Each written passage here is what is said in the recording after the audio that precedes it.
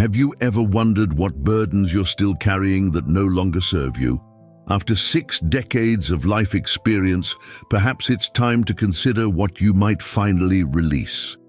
The freedom of your wisdom years isn't just about what you gain. It's about what you courageously let go, those invisible weights that have become so familiar you barely notice them anymore. What if the path to greater joy and fulfillment isn't about adding more to your life, but instead about strategic subtraction?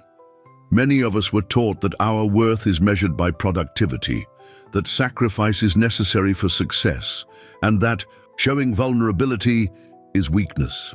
We've spent decades accumulating not just possessions, but habits, beliefs, and obligations that may have served us once, but now just weigh us down.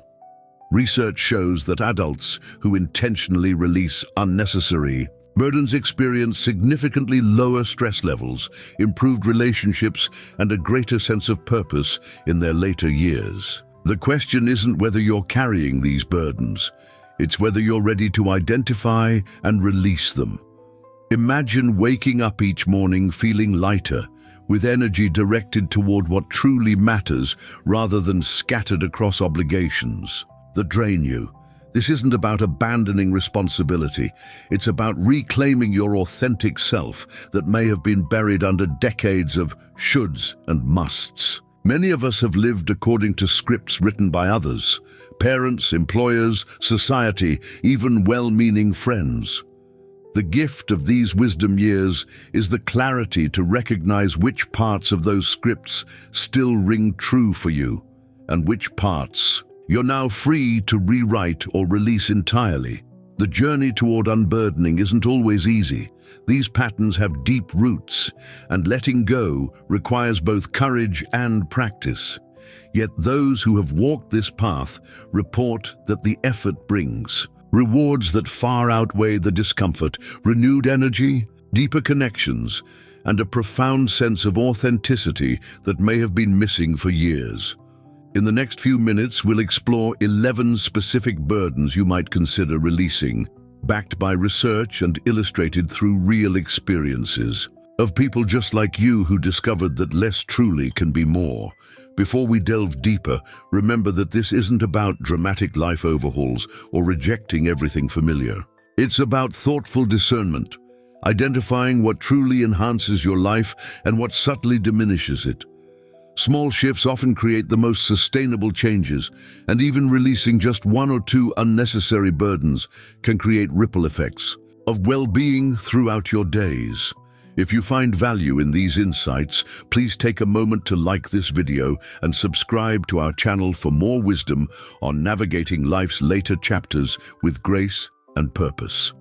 To illustrate these principles more clearly, I want to share with you the story of 5 individuals who meet weekly at a community center's sun-filled atrium. Their diverse backgrounds create a rich tapestry of experiences that collectively reveal universal truths about aging gracefully.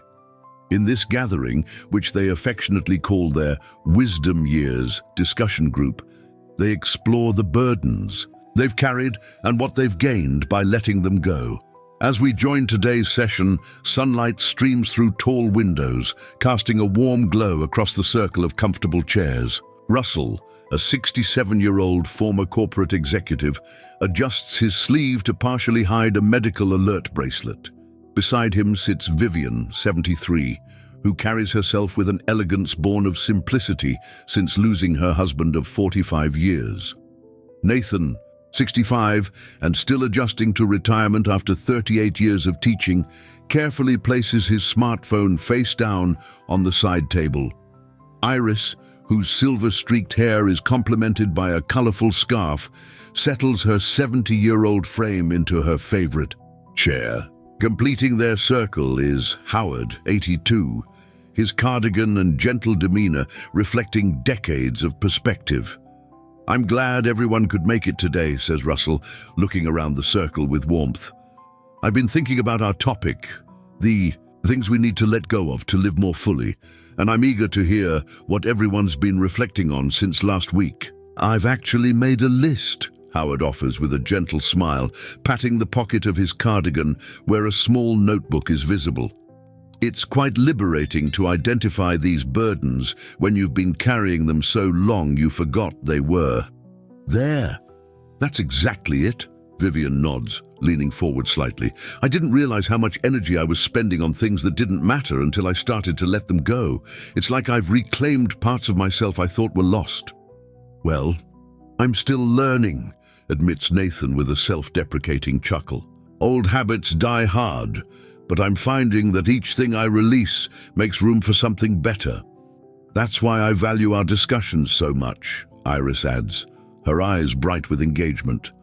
Hearing your experiences helps me recognize patterns in my own life that I might otherwise miss. Shall we begin with the first unnecessary burden? Russell clears his throat and begins. I'd like to introduce the first unnecessary burden many of us carry, the need for constant productivity. I measured my worth in accomplishments for 40 years, he admits, rubbing his wrist where the medical alert bracelet sits. My heart attack. Last year wasn't just physical. It was my soul rebelling against always proving my value. The others nod in recognition, and Russell continues. I'd wake up each morning with a to-do list that determined whether the day was wasted or worthwhile. Even after retirement, I'd feel guilty if I spent an afternoon just reading or watching birds at my feeder. That sounds exhausting, Iris comments. Did something specific help you change that pattern? Russell's expression softens. Actually, yes. My daughter gave me a basic woodworking kit for my birthday last year, while I was recovering. At first, I approached it like everything else, planning projects, setting deadlines, focusing on the finished product. He pauses, a small smile forming. But something happened when I started working with the wood. I'd lose track of time, fully absorbed. In the grain patterns, the feel of the sandpaper, the scent of cedar. You discovered flow, Nathan offers. Exactly. Russell's eyes light up. For the first time in decades, I was doing something not to achieve or produce, but simply to experience joy in creation. Some days I make something useful, other days just wood shavings, and both are equally valuable. And research shows that this productivity obsession leads to burnout even in retirement, while purposeful activity without attachment to outcomes improves mental health and reduces stress by 43% in adults over 60. This is particularly relevant because our society often equates worth with productivity, leaving many retirees struggling with identity questions like, who am I if not my work? The Stoic philosopher Seneca warned against this very mindset centuries ago when he wrote about people who are busy doing nothing, filling their days with unnecessary tasks to avoid confronting deeper questions about purpose. When we release the need for constant productivity, we create space for genuine presence, a presence that allows us to experience life rather than just manage it. To begin releasing this burden, try experimenting with periods of unstructured time, where the goal is experience rather than accomplishment. Start small, perhaps 30 minutes where you give yourself permission to follow your curiosity without any expected outcome. Notice the resistance that may arise and observe it with compassion rather than judgment. I find it helpful to ask myself a different question now, Russell continues. Not what did I accomplish today, but where did I experience joy or meaning today? That simple shift has transformed my relationship with time. Iris smooths her colorful scarf and leans forward. If I may, I'd like to address another burden that's particularly affected my life: uncomfortable fashion choices and appearance expectations. Everyone turns toward her with interest. These comfortable shoes saved my back, she says while pointing to her practical flats. I spent decades in heels and restrictive clothing because I thought that's what successful women wore. She reaches into her bag and pulls out a small photo album. Look at these before and after posture photos my physical therapist took. The difference is remarkable. She passes the album around, explaining how liberation from fashion constraints improved her mobility and self-acceptance. I had to ask myself, who am I trying to impress at this stage of life? And is that impression worth physical pain? Medical research supports Iris's experience, with podiatric studies showing that decades of wearing uncomfortable shoes can cause permanent foot deformities and contribute to mobility issues in older adults. One study found that women who prioritize comfort over fashion in their sixth decade reported 62% fewer foot and back problems by their 70s. It wasn't just physical, Iris continues. There was this constant mental burden of monitoring. My appearance. Is my hair colored properly? Is my makeup done? Am I dressed appropriately for every occasion? The mental energy I've reclaimed since letting go of these expectations is extraordinary. Howard nods thoughtfully. I remember my late wife going through something similar. She had this moment at around 68 when she decided to stop coloring her hair. She was so nervous about it, but afterwards said it felt like removing a mask she'd worn for decades. Exactly, Iris agrees. There's something profound about deciding that you're enough exactly as you are. I'm not saying I've abandoned all concern for my appearance. I still enjoy expressing myself through color and style, but I've released the tyranny of discomfort and constant self-monitoring. Indeed, this perspective aligns with Stoic principles of distinguishing between what we can control and what we cannot. While we can influence our appearance to some degree, the natural aging process will continue regardless of our efforts to fight. Accepting this reality isn't giving up. It's redirecting energy toward aspects of life where our efforts can make a meaningful difference. For those struggling with this burden, consider a simple audit. Which elements of your appearance routine bring you genuine joy and which are merely habitual responses to external expectations? Experiment with releasing one uncomfortable practice and notice how it affects both your physical comfort and your mental freedom. Nathan, who has been listening intently, adjusts his glasses and speaks up. May I share the burden I've been working to release? It's something I never expected would be an issue for me. Please do, Russell encourages. Digital overconnection, Nathan says, gesturing to his phone that lies face down on the side table. I was never addicted to technology while working. In fact, I was often behind the curve compared to my students. But retirement left a void I unconsciously filled with endless scrolling.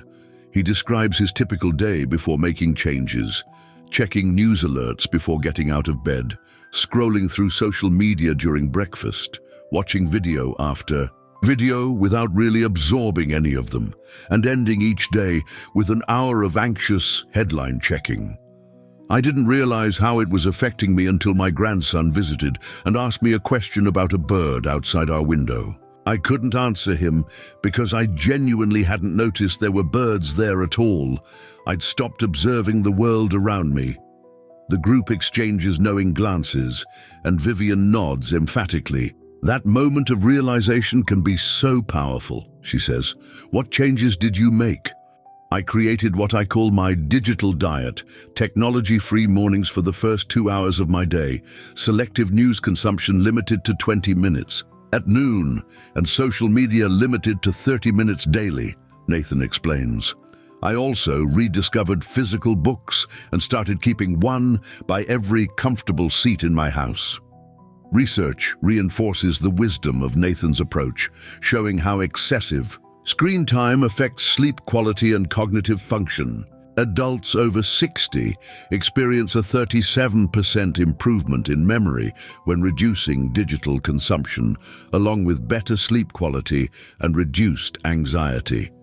Digital overconnection represents a particularly insidious burden because it masquerades as connection and information, both valuable things, while actually distancing us from deeper engagement with life. The constant stream of content creates what psychologists call continuous partial attention, where we're never fully present for anything.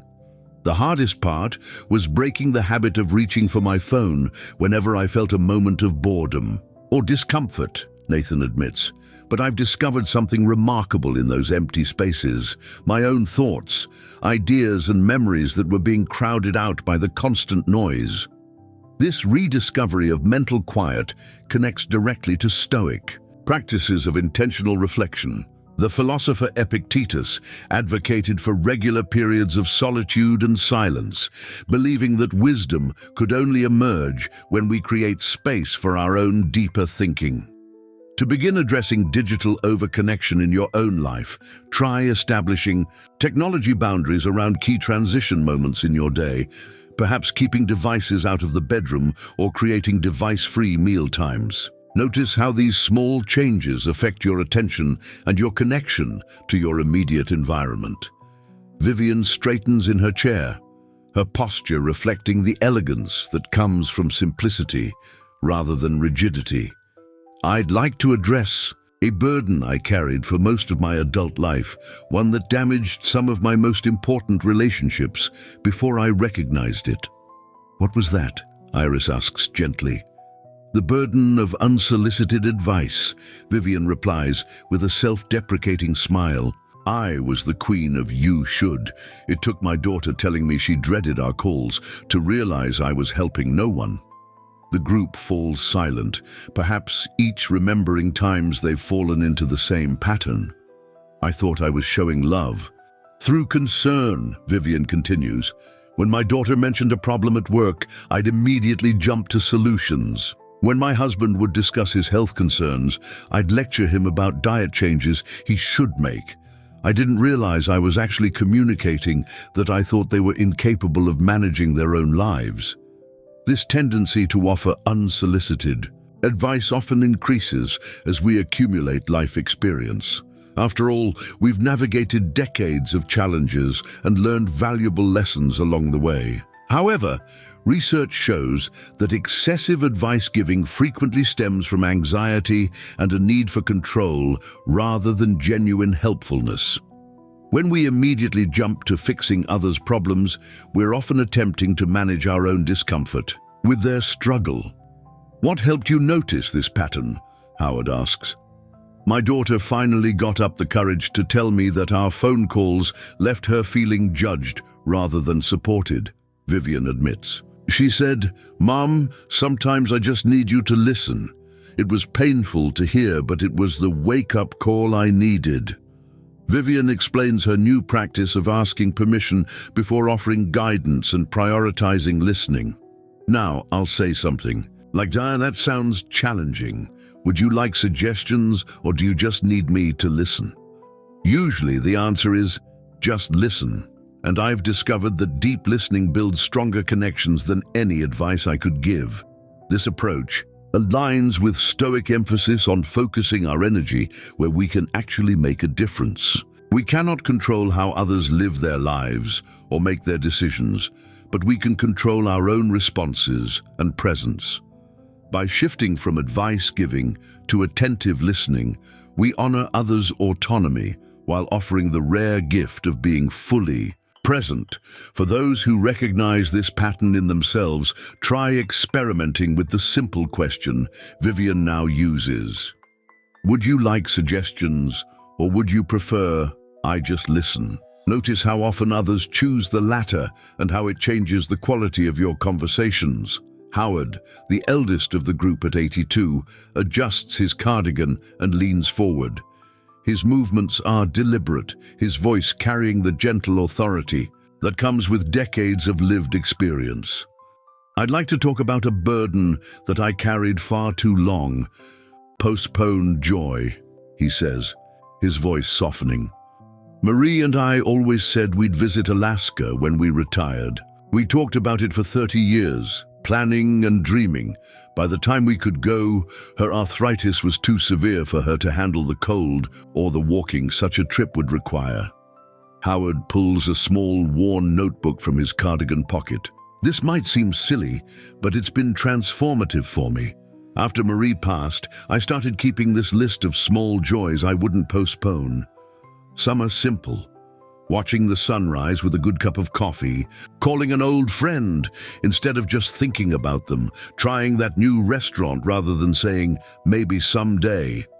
He opens the notebook, revealing pages filled with brief notes and dates. The big revelation for me was realizing that postponed joy isn't just about big trips or major experiences. It's also about the small moments we put off, thinking there's always tomorrow. Howard's insight connects powerfully with research in positive psychology, showing that anticipating experiences creates more happiness than anticipating possessions. However, indefinitely postponed experiences create neither present joy nor future fulfillment. They remain in a perpetual state of someday that never arrives. Don't wait for the perfect moment. It doesn't exist. Howard continues, looking around the circle. I call my approach small joys daily, bigger ones monthly. So maybe I can't climb mountains anymore, but I can watch the sunset from that beautiful overlook at the park. Maybe I can't travel to Italy, but I can take that cooking class I've been curious about. The Stoic perspective offers valuable wisdom here as well. Seneca wrote, "While we wait for life, life passes," a reminder that our time is inherently limited.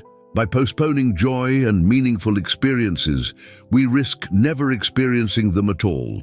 Instead, we can practice what the Stoics called memento mori, remembering our mortality, not as a morbid obsession, but as a clarifying force that helps us prioritize what truly matters.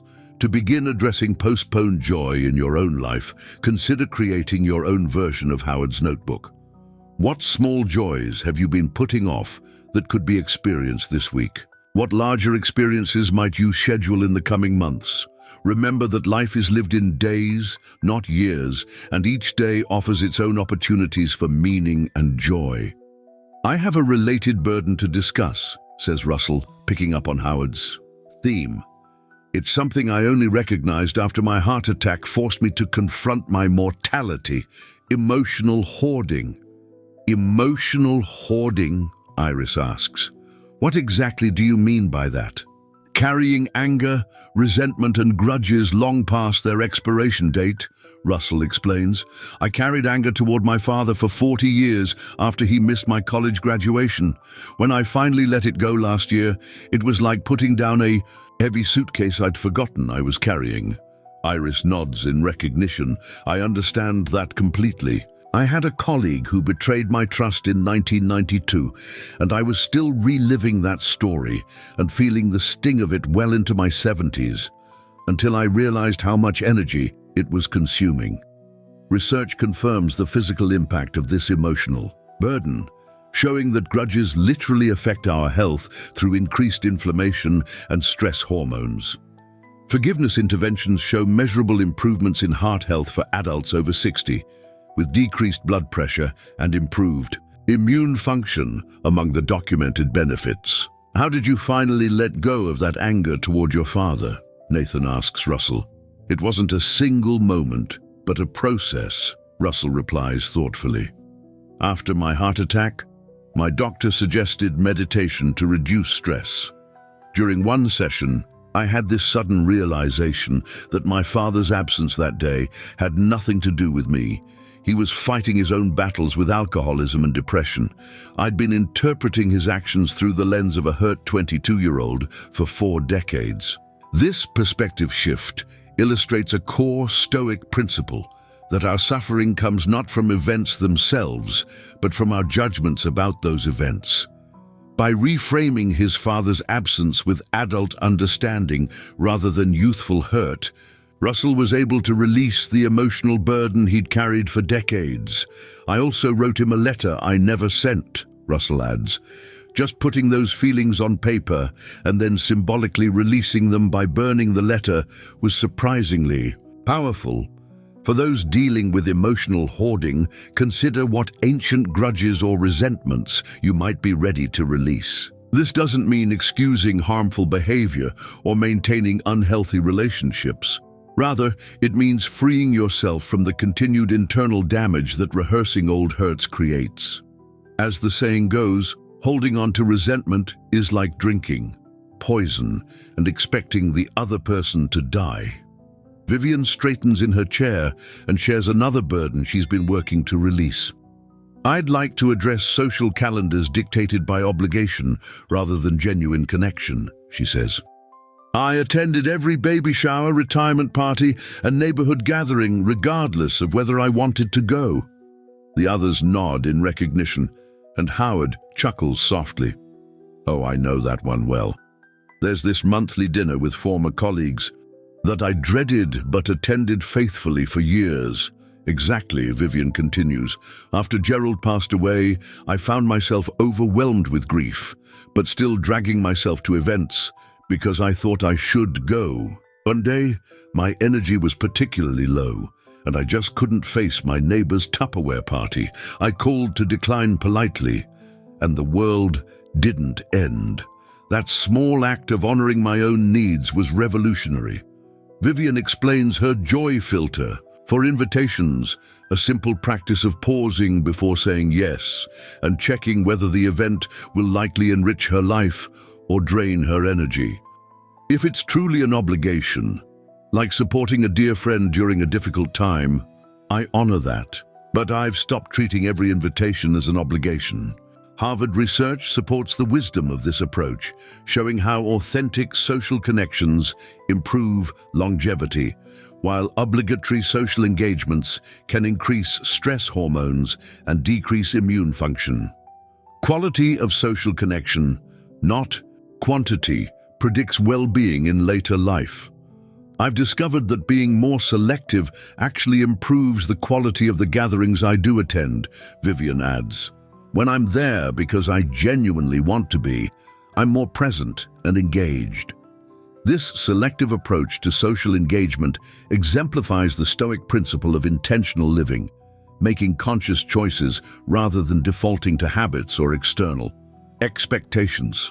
By curating our social interactions to favor depth over frequency, we create space for more meaningful connections.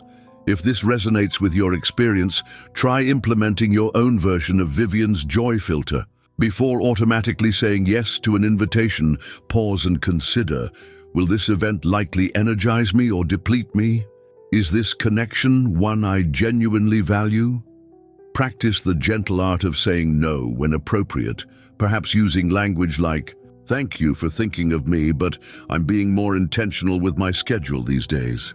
If this resonates with your own experience, tap subscribe for more wisdom on embracing life's later chapters. Russell shifts in his chair, a thoughtful expression crossing his face. I'd like to bring up something that I've struggled with for years, the pursuit of legacy. It's a burden that grew heavier as I approached retirement. The group turns toward him with interest as he continues. I have 3 journals filled with plans for how I'll be remembered, he reveals, with a self-deprecating smile. The irony is, I was so busy planning my legacy that I wasn't fully present in creating it. Nathan nods in recognition. I think many of us feel that pressure to leave something permanent behind that proves our life mattered. Exactly, Russell agrees. After my heart attack, I had this moment of clarity. I realized I was trying to control something fundamentally uncontrollable, how I'll be remembered after I'm gone. No matter what I accomplish, I can't dictate how others will interpret or remember it.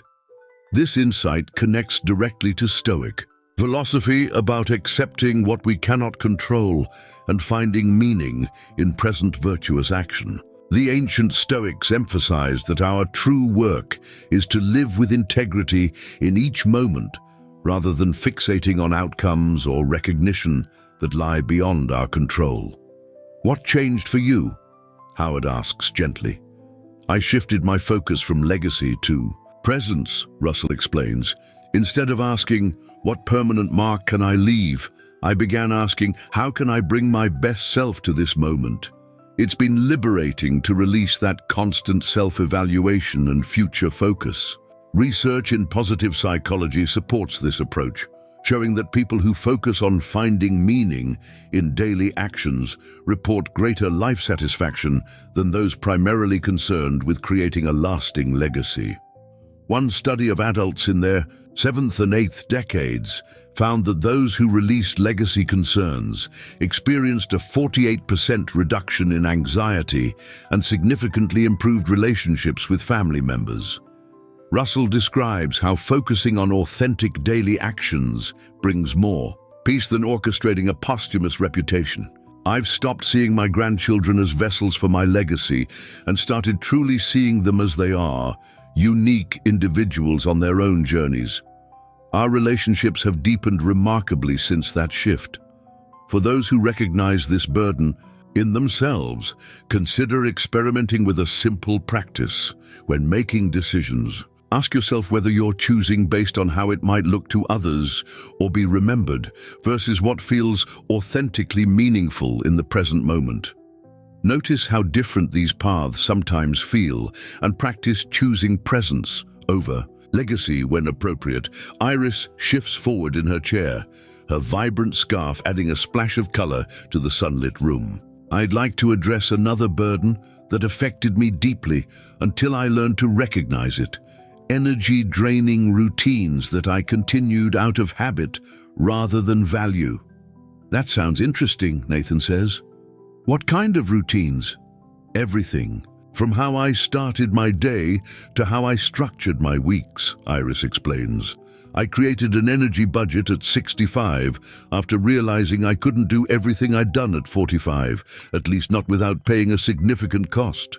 She shares her process of evaluating daily activities based on energy impact rather than just time or obligation. Activities that drain without replenishing get cut.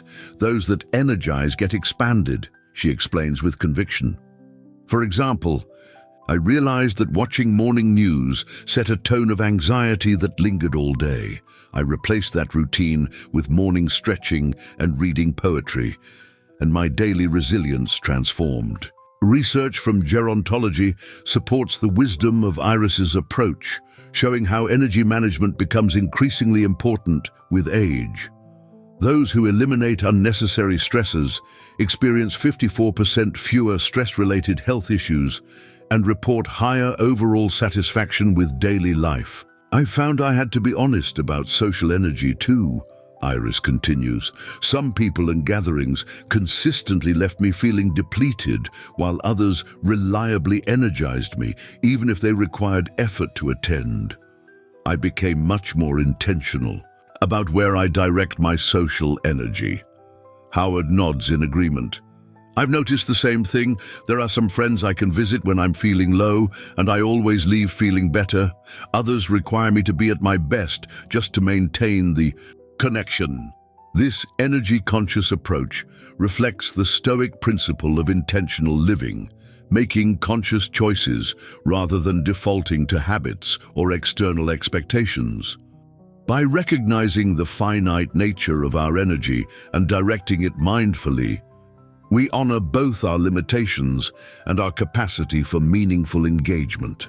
I also modified my living space to require less maintenance, Iris adds. Downsizing wasn't just about having less space. It was about having space that served me rather than constantly demanding my energy for upkeep.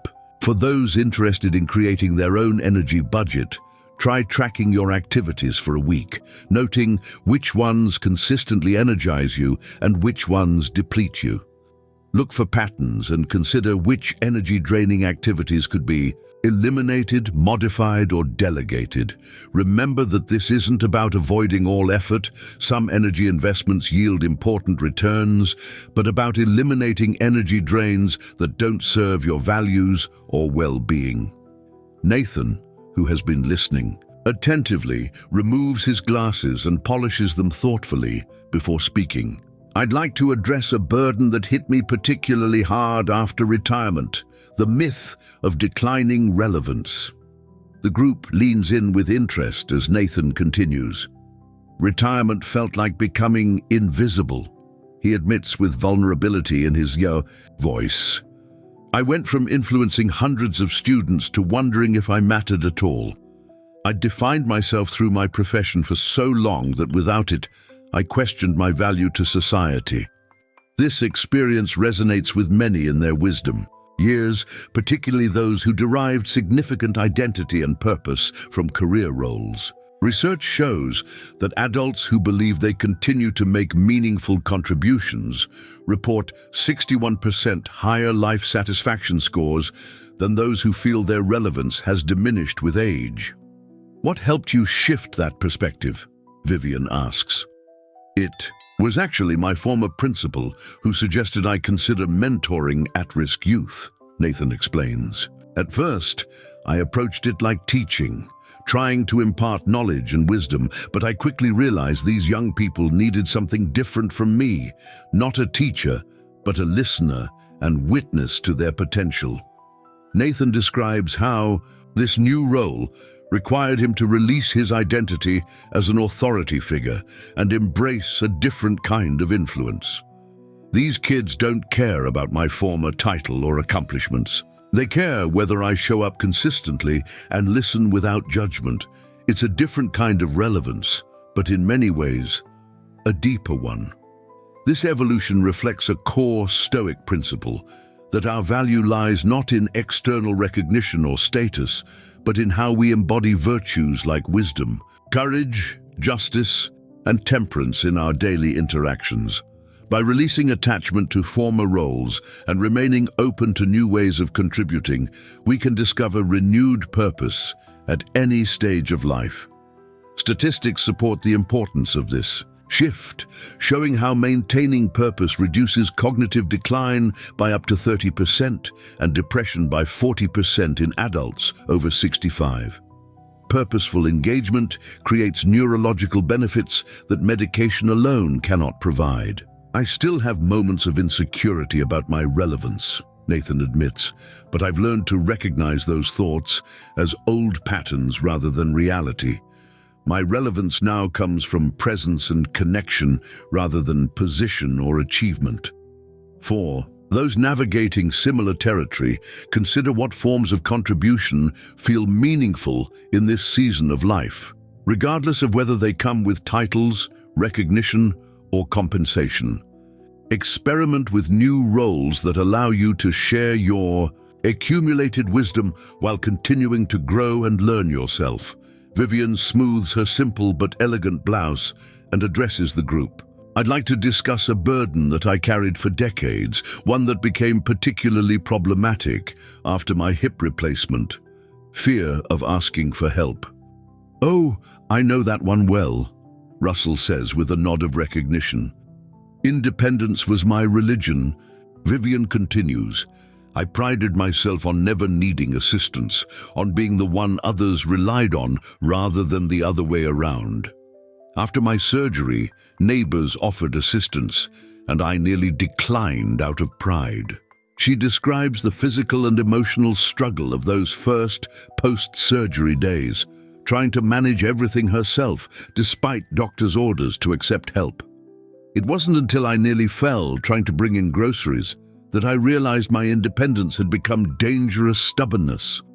Research confirms that this barrier to receiving help is common among adults who value self-sufficiency, particularly those who grew up with cultural or family messaging that asking for help indicates weakness.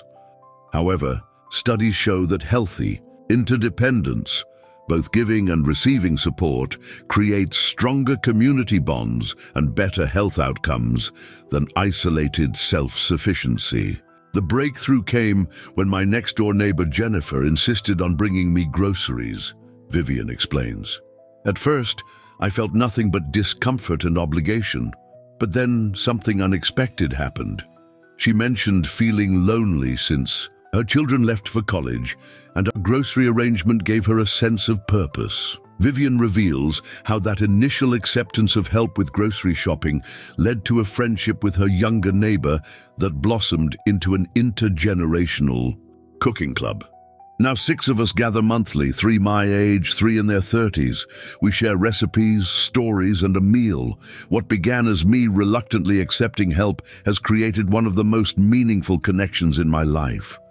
This transformation illuminates the Stoic understanding that independence and self-reliance, while valuable, can become rigid ideologies that cut us off from the interconnected nature of human life. True wisdom lies in discerning when self-reliance serves us and when it becomes an obstacle to well-being or connection.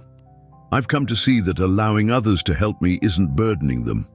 It's offering an opportunity for connection. Vivian concludes, and it goes both ways. I still have plenty to offer others, just in different ways than before. For those who recognize this pattern in themselves, consider starting with small experiments in receiving help. Perhaps accept a neighbor's offer to bring in your trash bins or a friend's suggestion to drive you to an appointment. Notice the discomfort that may arise and sit with it rather than immediately acting on it. With practice, receiving becomes easier, opening doors to deeper reciprocal relationships. I've noticed something similar in my own life, Howard offers. After Marie passed, I was determined to maintain our home exactly as we always had, despite my arthritis making certain tasks difficult. My son suggested a weekly cleaning service, and I initially rejected the idea outright. "What changed your mind?" Iris asks. "Necessity," Howard admits with a self-deprecating smile. "I simply couldn't keep up with it all, and the house was becoming a burden rather than a comfort. When I finally accepted help, I discovered that the cleaning service employed a lovely woman who had immigrated from the same region of Italy as my grandparents. Now she stays for coffee after cleaning, and we practice Italian together. My rigidity nearly cost me that connection." The group falls into thoughtful silence, perhaps each reflecting on similar patterns in their own lives. After a moment, Iris speaks up again. "There's another burden I've been working to release, the tyranny of other people's opinions," she says. "Even into my 60s, I was still making choices based on how I thought others would perceive them." Nathan laughs softly. "That one hits close to home. I spent decades worrying about colleagues' opinions of my teaching methods, even when I knew what worked best for my students." "Exactly," Iris nods. "For me, it affected everything from what activities I pursued to how I decorated my home. I loved bright colors, but kept my walls beige because I worried visitors would find bold colors too much or eccentric. When I finally painted my living room teal at 67, my daughter said, 'Mom, this room finally looks like you.' This concern with others' opinions often intensifies during major life transitions when we're already navigating identity shifts and uncertainty. Research shows that adults who learn to release excessive concern about others' judgments report 57% higher scores on authenticity measures and significantly reduced anxiety. The turning point for me was realizing that most people are too concerned with their own lives to spend much time judging mine," Iris continues. "And those who do judge harshly usually do so from their own insecurities, not from any real assessment of me. This insight reflects the Stoic principle that others' opinions lie outside our control, while our own choices and values remain within it." The philosopher Epictetus advised, "If you are ever tempted to look for outside approval, realize that you have compromised your integrity. If you need a witness, be your own." I found it helpful to ask myself whose opinion I'm considering and why it matters to me, Iris offers. "Sometimes there are people whose perspective I genuinely value because of their wisdom or expertise, but often I was giving weight to imagined critics who weren't actually part of my life in any meaningful way." For those working to release this burden, try the practice Iris describes. When making decisions, notice when concern about others' opinions arises, and ask yourself whose specific opinion you're considering and whether that person's perspective truly merits influence in this particular decision. With practice, you can learn to distinguish between valuable input and unnecessary concern with judgment. Howard adjusts his cardigan and clears his throat gently. "If I may, I'd like to address one more burden that took me many years to recognize: the expectation of constant certainty." "What do you mean by that?" Nathan asks. I grew up in an era when changing your mind was seen as weakness, Howard explains. We were expected to form opinions and stick to them, to have clear answers rather than evolving questions. It created this burden of needing to be right all the time. The others nod in recognition as Howard continues. After retiring from engineering, I finally had time to read widely outside my field. I discovered that many things I'd been certain about, from political positions to parenting philosophies, deserved reconsideration, but admitting that felt threatening to my identity. Research in cognitive psychology shows that this rigidity often increases with age, partly as a protective mechanism in response to a rapidly changing world. However, those who maintain cognitive flexibility, the willingness to revise opinions in light of new information, show significantly better problem-solving abilities and adaptation to change. What helped you release that need for certainty? Vivian asks. My granddaughter, actually, Howard replies with a warm smile. She's studying philosophy and often asks me questions I can't answer definitively. At first, I'd try to formulate some authoritative response, but eventually I learned to say those three difficult words, I don't know, or sometimes I'm rethinking that. The relief was enormous. Howard describes how releasing the expectation of constant certainty opened space for genuine curiosity and learning. I've discovered that I'm not sure yet can be the beginning of a much more interesting conversation than a definitive proclamation. This openness to uncertainty aligns with Stoic practices of questioning assumptions and maintaining an active, inquiring mind throughout life. The Stoics valued truth-seeking over being right, viewing intellectual humility as a virtue rather than a weakness. I found that people actually respect me more when I admit uncertainty or change a position based on new information, Howard adds. It creates space for authentic exchange rather than posturing. For those interested in cultivating greater comfort with uncertainty, try experimenting with phrases like, I'm still forming my thoughts on that, or that's an interesting question I'd like to consider more deeply. Notice how these responses create space for genuine dialogue rather than shutting it down with premature certainty. Russell, who has been listening attentively, addresses the group again. There's one more burden I'd like to discuss, one that affected me deeply until my health crisis forced me to confront it, the myth of limitless time. I think we all fall into that trap, Iris comments, even though logically we know our time is finite. Exactly, Russell agrees. I lived for decades postponing meaningful experiences and connections, always thinking there will be time later. My heart attack at 66 shattered that illusion. The surgeon told me afterward that if the ambulance had arrived even 10 minutes later, we wouldn't be having this conversation. This confrontation with mortality often serves as a powerful catalyst for releasing burdens that no longer serve us. Research shows that adults who have experienced health crises report greater clarity about priorities and less attachment to non-essential concerns than peers who haven't faced similar wake-up calls. The most profound shift for me, Russell continues, was realizing that time isn't just a quantity measured in years or decades. It's about presence.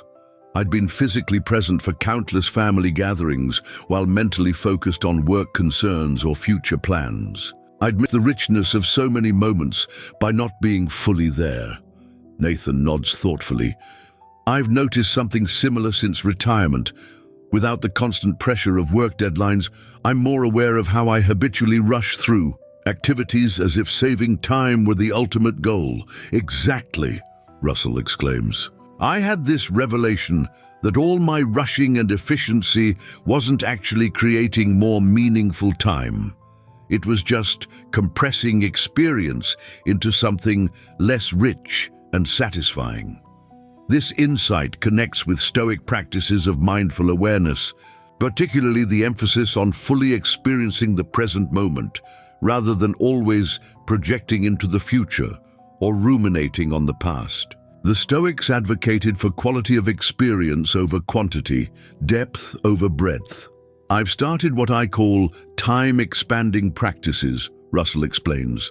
Simple things like eating one meal daily without any distractions, or taking a walk where I intentionally notice details I'd usually miss. It doesn't actually create more time, but it changes my experience of the time I have.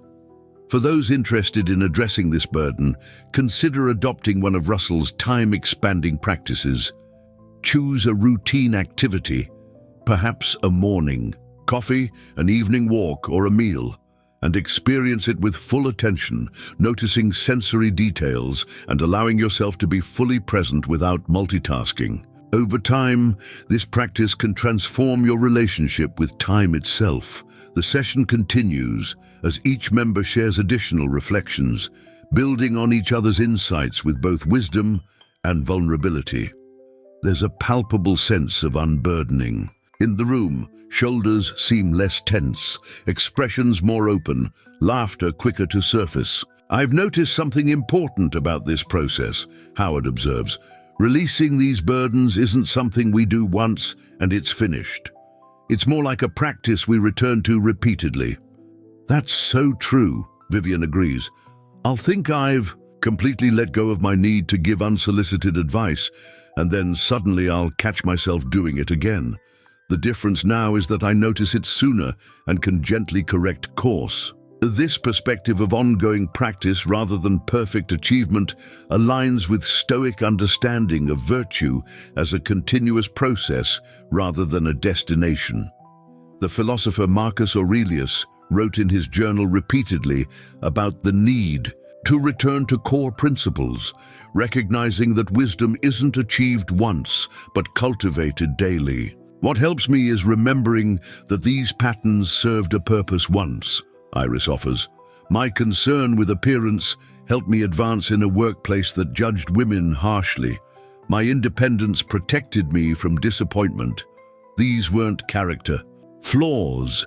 They were adaptations to circumstances that no longer exist.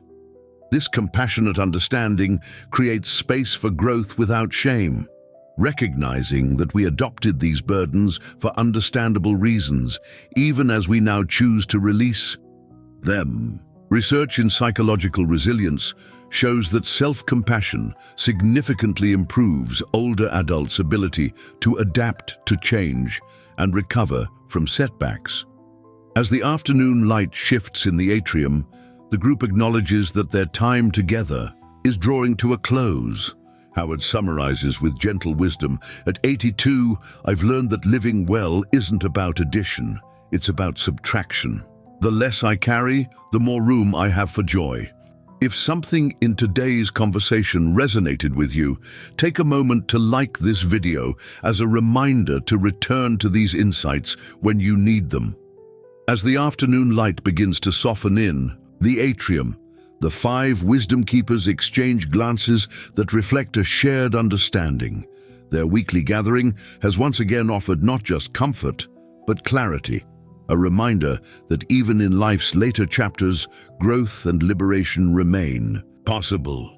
Before we go, Russell says, let's each share the one burden we're most committed to releasing in the coming week. His honesty has set a tone of both accountability and gentleness throughout their conversation. "I'm letting go of my digital addiction for the first 2 hours of each day," Nathan offers. "My grandson is visiting, and I want to be fully present with him." Vivian nods appreciatively. "I'm releasing my need to fill every moment with activity. I'm scheduling 3 periods of intentional stillness this week, even if it's just 15 minutes. I'm letting go of a 30-year grudge against my brother," Iris says quietly. "I'm calling him tomorrow, not to rehash the past, but to open a door to whatever relationship might be possible now." Howard smiles gently. "And I'm releasing my insistence on maintaining every tradition exactly as it was when Marie was alive. My daughter suggested some new approaches to our family gathering this weekend, and I'm going to embrace them." Russell completes the circle. "I'm letting go of my need to appear completely self-sufficient. I'm going to ask my son for help with That bathroom renovation I've been postponing because I can't do it alone. As they gather their belongings and prepare to depart, there's a palpable lightness in the room, as if each person is physically unburdened by the insights they've shared. Their facial expressions reflect both the challenge and the liberation of conscious release. Same time next week? Howard asks, rising slowly from his chair. Wouldn't miss it, Iris replies, adjusting her colorful scarf. These conversations remind me that it's never too late to set something down that's weighing us down.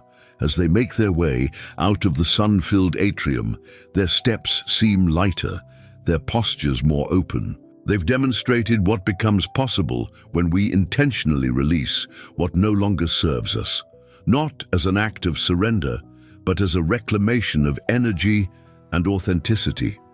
What about you? Which of these 11 burdens resonated most deeply with your experience? Perhaps it was the need for constant productivity, the tyranny of uncomfortable fashion choices, digital overconnection, or the habit of giving unsolicited advice. Maybe you recognize yourself in the postponement of joy, emotional hoarding, or social obligations that drain rather than nourish. Or perhaps you connected with the pursuit of legacy, energy draining. Routines, the myth of declining relevance, or the fear of asking for help. The beauty of this unburdening process is that it doesn't require dramatic life overhauls. It begins with awareness, simply noticing these patterns when they arise. The next step is gentle questioning. Is this serving me in this season of life? Is it bringing me closer to what matters most? When the answer is no, you've identified an opportunity for liberation. What might become possible in your life if you release just one unnecessary burden this week? How might your relationships deepen, your energy expand, or your sense of purpose clarify? The wisdom years offer a precious opportunity to distinguish between what's essential and what's habitual, to curate a life that reflects your deepest values rather than outdated expectations. Remember Howard's gentle wisdom. Living well isn't about addition, it's about subtraction. The less I carry, the more room I have for joy. The unburdening process isn't about emptiness, but about creating space for what truly matters in this rich and meaningful chapter of life. Perhaps you might consider creating your own unburdening practice. It could be as simple as a weekly reflection on what you're ready to release, or a conversation with trusted friends where you explore these questions together. The specific approach matters less than the intention. To continuously evaluate what you're carrying and consciously choose what remains worthy of your limited and precious energy. As you move through your day, notice opportunities for unburdening.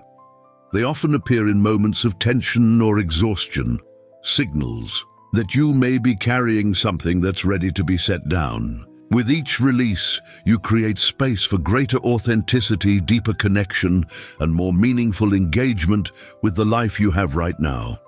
If today's reflections have sparked insights about your own journey, please take a moment to like this video and subscribe to our channel for more wisdom on navigating life's later chapters with purpose and grace.